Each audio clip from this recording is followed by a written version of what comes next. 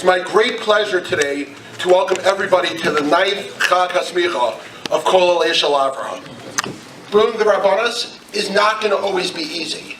It's not going to always be the popular thing to do. Moshe Rabbeinu felt it within his heart. When he went out and he saw another Jew afflicting another Jew, what was the first thing that he did? He took action, which is the second element of being a rabbi. Is number one, being able to feel Klal Yisrael in your heart. And number two, to be able to take action. But taking action is only the first step of being a Rabbanos. What does Moshe Rabbeinu further teach us? He teaches us that in order to be a successful rabbi, there's a few things you have to do. You have to form coalitions. You also have to work with many other people. And yet again, when people do not have your back, you have to stand up for what's right. Rabbi Spivak has taught us through many years that it is easy to just be part of the group. But to be a loud advocate, to fight for Jewish rights, is what Rabbi Spivak has been doing his entire career. Rebbe, this 9th Smicha class is a testament and a continued testament to your passion for Klal Yisrael. Together with the Rabbanim who worked before you, together with the new generation of rabbis, come out like Moshe Rabbeinu, Rabbi Spivak will take anybody and mold them into the rabbi that they're supposed to be. Smicha is a double-edged sword. If a person conducts himself improperly, someone says, "Oh, das ist a Rav, this is a rabbi." Oy vey. So each and every one of us has a responsibility. I'm talking to myself.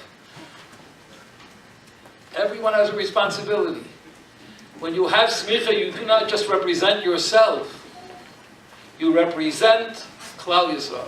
It is a great honor and a pleasure to be here among these honored scholars, what I call scholars. It's an honor to be partners. It's an honor to serve humanity together. Last year, I was ill, and I was honored at this event. And Rabbi Yechiel Malik put it on, I was sick in a bed, and he put it on speakerphone, so I could hear when Rabbi Mendy was doing the honors. And that touched me so deeply, and so I want to thank you for that gesture. And just know that I'm here, New York State Chaplain Task Force, now over 2,500 members. We represent over 11 different faith groups. We are here to serve, and we will always continue to stand by our Jewish brothers and sisters. Thank you. When Governor Cuomo called in the Harvard Club an emergency press conference before the Salute Israel parade in 2016. By that parade, Malcolm Hoenlein came to the podium together with Ido Aroni to announce an executive order that was issued by the governor. And the order was very simple. If you dare to engage in economic warfare against the state of Israel, if you dare to engage in BDS, New York State will tell you, we will have nothing to do with you. I'll never forget, in the day of social media, Facebook, Twitter, Reverend Miranda stood there with the governor on behalf of the Chaplains Task Force, supported the executive order. Instantaneously, the critics came out and attacked the good Reverend. We owe him a round of applause for his support.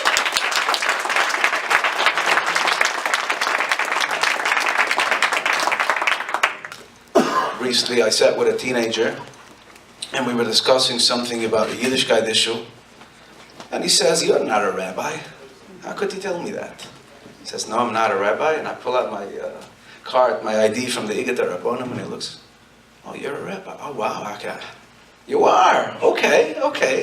Now I'll work with you. We'll work with you on this." And that has helped. It helped that kid. Helped many others. It's not very hard now to look into the parsha to try and find something about Rabbanos to speak about. And Moshe Rabbeinu says, "Look, you do want to send me, but I'm not a speaker, can't say anything." Like we heard before, we've got to learn public speaking before when we come Rav in a shul.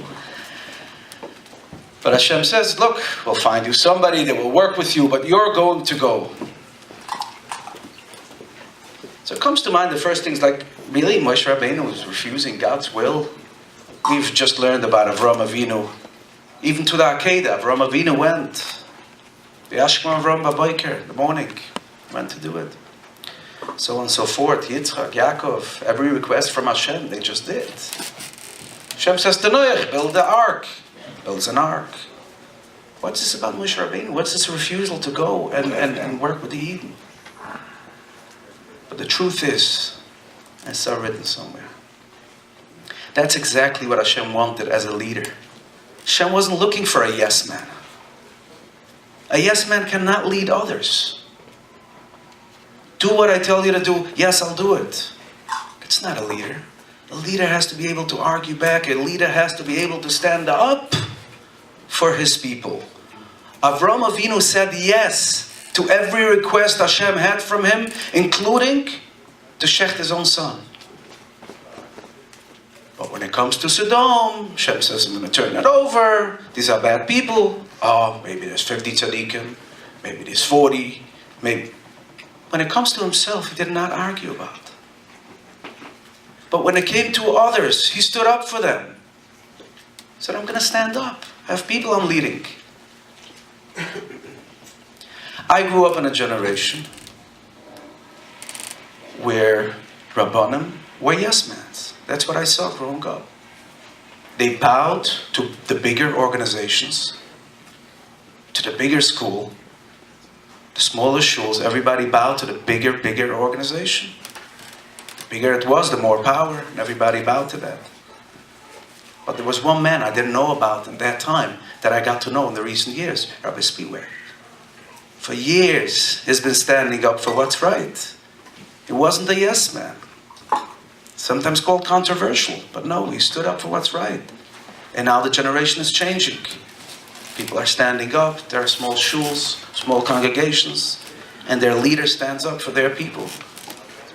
Everybody needs something different. Everybody has a different Toich Neshama. They need a different type of leader. That's why we need more and more and more people to go into this line and help lead and connect to this group of people, that they don't need the same Rav as the other group. And that's why it is so nice to be here, and I'm humbled to see how people are willing to go into this line and help. It's not somewhere where people are going to make a lot of money. But there's going to be a big sipuk hachaim. And that's more than any money in the world. So with that, I'd like to give a blessing to Musmach, that they should not only learn the Dvar Torah that they've learned from Spiewak, they should also look up to his actions. There's more you can learn from a man from his actions than what he says. And be the next generation of leaders. The very first Rav in Klal Yisrael, the first to have the title, Chazal use that title all the time. The Avos are called Avram Avinu, Yitzchak Avinu, Yaakov Avinu. The Imahais have their title, Imenu. And the only one who has the title Rabbeinu after his name, which means his name precedes it, the Greiskeit, the Mensch is greater, he's greater than his title, is Moshe Rabbeinu. And how do we compare Moshe Rabbeinu? We compare him to Adam HaRishon. Adam HaRishon was Yitzir Kapov Shel HaKadosh Baruch Hu. The Gemara tells us why he was created singular. Gemara in Sanhedrin. No one should be able to say that my father is greater than your father, because we all come from one. Who was a Talmud of the Chofetz Chaim. I remember Rabbi Lezerovsky. He said a Moira de Kavart. He says, Rabbi, you want to be a rabbi? Mach sicher, make sure that wird nicht chappen auf verlegen. Make sure they don't catch you in a contradiction. And how do you protect yourself, your character, not to make a mistake? How do you maintain the Yireh Shamayim? You're going to walk out with a beautiful smicha tonight. That's an accomplishment. A beautiful smicha, a beautiful degree. Not a degree, but a beautiful chashav v'zach. And how do you hold back from making a mistake? When the Ruach Shtush comes, what holds you back from making the mistake? It's the Yira Shemayim. Malik asked me to speak tonight. I thought to myself, I think I'm going to start to refuse. That's the Halacha Shechanuch, Neches Tfilah Simani in Gimel. When they tell you to go to daven to be the Shliach Tzibur, you start being Mekarev, Kenish. Somebody gave me a good trick. You start asking if somebody sends you to the Baal Tfilah, you don't want to go. You start saying, should I start now? He said, no, it's okay, we're going to find somebody. So that's a good way to get out of it. But then, we have felt we need somebody. And this is our job to do weiter, to be there for Yidden when they need us. And that's what we taught us. We could have learned with us Yodei, Tarivis, Melicha, Bus Bechulav. They taught us the halachas when people need us most. That's by Biker Choylem, and that's by Avelis. Some of them are the fine, very, very fine. When you go to a Litvish yeshiva, you don't know necessarily what your milas are, but you certainly find out what your chesroinas are. Now, one thing that I couldn't understand tonight, and I'll get right to this, one thing that I couldn't understand is all these comparisons to Moshe Rabbeinu. I mean, look, after what my educational experience in Lithuanian philosophy, what we come to hear the comparisons to Moshe Rabbeinu. Then, after Rav Solomon spoke, I realized what everybody was saying is they were referring to when Moshe said, "Oid miatus koluni." And every time one of these musmachim will be in a Hatzolah truck when somebody is wounded, and that rabbi, a chaplain of the Hatzolah division, says to him, "You're going to be all right. It's not good. Daganish. It's not good." That goes on the cheshbon of Reb Yechiel. Every time from these last two classes, when somebody comes in to talk to a chaplain, he is from Nishberi Leib and Daki Ruach, and he says, "I have to tell you my problems." And that chaplain, the Kollel Aishel Avrohom, makes him feel better and gives him a drach in life. That goes on the cheshbon of Rabbi Yechiel. Rabbi Yechiel, I don't know what the future holds for you, but we hope that you will continue to be the shining light, the sneh ha'einenu me'ukol of Klal Yisrael that you are. Thanks, Doc. And all of a sudden, he slows the car. And I said, "What are you doing?" And that simcha on his face went away. He couldn't take it.